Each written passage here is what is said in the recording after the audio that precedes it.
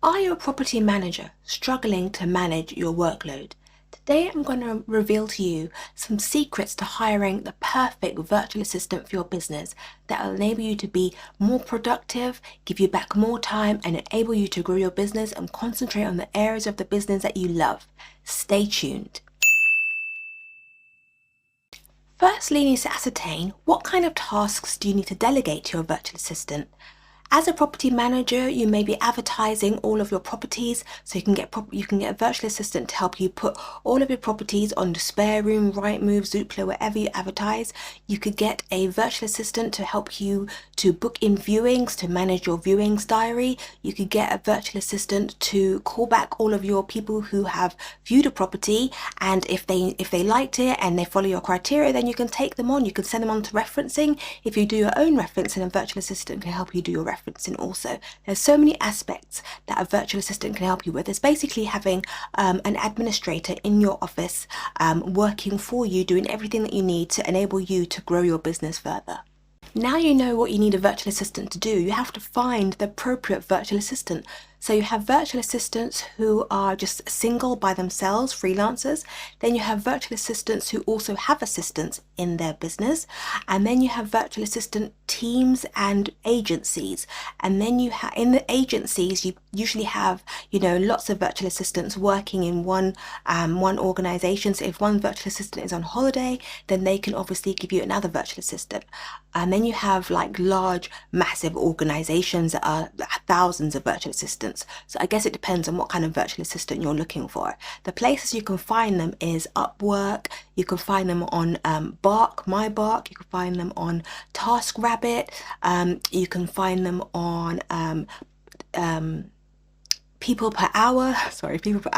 There's so many different places you can find virtual assistants nowadays. You can even just go in Google and type in, for example, virtual assistant London Bridge, and all sorts of virtual assistants will pop up in that area. So if you type in virtual assistant in your area, then you could potentially find a local virtual assistant. If you had a specific skill you were looking for, like a website designer who is also the administration, you can type in virtual assistant a website designer, and you can find a virtual assistant that does specifically what you're looking for. So now you've got a short list of people that you would like to interview for the post that you have in your business. So then you need to have a short list of questions, of things you want to ask them. You ask them about their previous experience, you ask them about all the software that they've used, the tools that they've used. You need to ensure that as a property virtual assistant, that they have all the experience that is needed to work within your business. What kind of software have they used before? What kind of instance have they dealt with in terms of dealing in the property industry, and what do they know about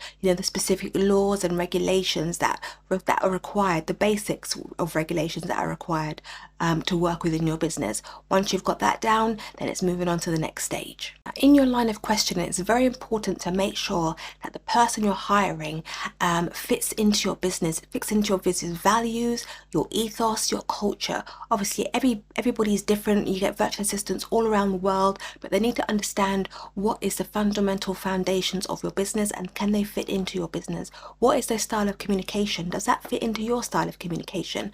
Are they very responsive to things? How good is their English? How good is their written English? Depending, obviously, if you're making them client facing or just behind the scenes, but you need to make sure that these things are discussed beforehand. The communication has to be on point in order for you to be able to get the work done as you want it to be done. And lastly, before the end of your interview, or before you decided which candidate you want to have working for you and your team, you need to discuss how often you want them to work in your business, the days you want them to work, the hours you want them to work, when you want the work to be done, how often you need them to work in your business. Sometimes it's not always possible to say that you want 10 hours a week or 5 hours a week, because you're not always well versed in that side of the business. This could be your first relationship with a virtual assistant, so you're not always very sure. But sometimes it's better to get more hours than less hours, because if you have a very busy virtual assistant and you only choose a certain amount of hours, then when the role gets very busy, they may not be able to allocate any hours to you. So be very specific about what it is that you want as much as you can, and see how much flexibility the virtual assistant you have decided upon is able to work in your business. Hope you've got some hints from today's video. I'd appreciate it if you give it a thumbs up, because that will let other people know that this is got a really good quality information in the video, and other people should definitely watch it. I'd also appreciate it if you would subscribe to the channel. If you don't have to necessarily press the notification bell, because YouTube does a great job of notifying you anyway when I upload new videos, and to be honest, I upload new videos every single day, so if you don't get a video today, you'll definitely get a video tomorrow. So I appreciate it if you subscribe and put a thumbs up. Having a virtual assistant is almost like having an employee if you don't necessarily have a virtual assistant with a business mindset. So it may be a case of, if they don't ask for this, then you ask for this, which is monitoring their work on a weekly or monthly basis. You don't want to get to the end of the month or the end of 3 months and realize that the relationship isn't working and the quality of work is not as you want. You want to ensure that someone whom you've hired is doing what you want according to the instructions that you've given them. So it's always good to have some sort of, KPIs for your virtual assistant, things that you want them to do, and then if you have a project management system, you can see like Asana or Todoist or something like that. You can see if things have been ticked off, the time it's taken them to do, and that kind of thing, so you can ensure that you monitor their work progress. If you're not looking to necessarily have a virtual assistant as an employee, then what you need to have is an online business manager. An online business manager is more of a strategist for your business. They are of a director or managerial level, so you basically tell them what it is that you need for this role, and they go ahead and they do it. There's less monitoring, there's less constantly going on them and seeing what it is they're doing, because they're a managerial level, so they know what the business entails, and they're literally working on your behalf. They can pretty much replace you, depending on the kind of online business manager you get. They can pretty much replace you in your business, so you can then concentrate on doing other aspects of the business. In case you're not aware, I am Tanya Day, a virtual assistant and online business manager.